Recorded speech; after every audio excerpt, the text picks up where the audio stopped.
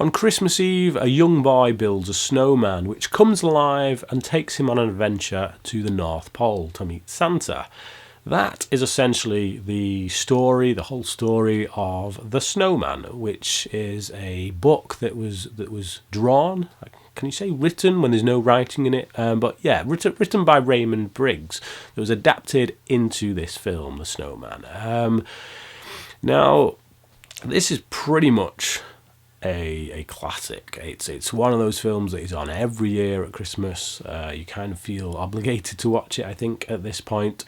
There's no dialogue in it. There's a song, there's a centerpiece kind of song that is sung, the Walking in the Air, that again is a real classic song, makes you think of Christmas as soon as you hear it. But it's only a 26-minute film, it's a short, it's not a feature-length film.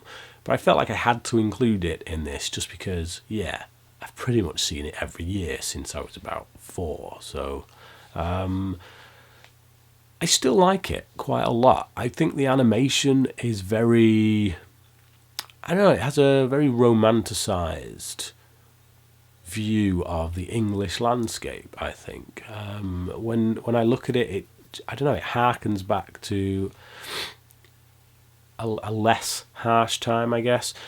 I honestly remember Christmases when I was 4 or 5 years old. It always used to snow without fail every year, and these days it doesn't. These days the chances of it snowing are pretty slim, to be honest, around Christmas. And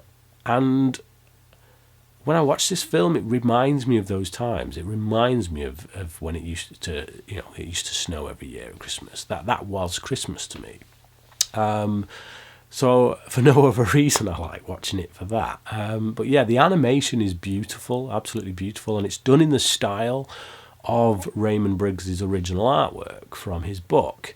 This book was just images, it was just pictures which told this story, and I'm glad they went that way with the film. I'm glad they stuck to that way of doing it. They could have added dialogue, they could have really gone all out to kind of script it up, but they didn't. They keep it essentially as this silent film, which I think is a good way to go.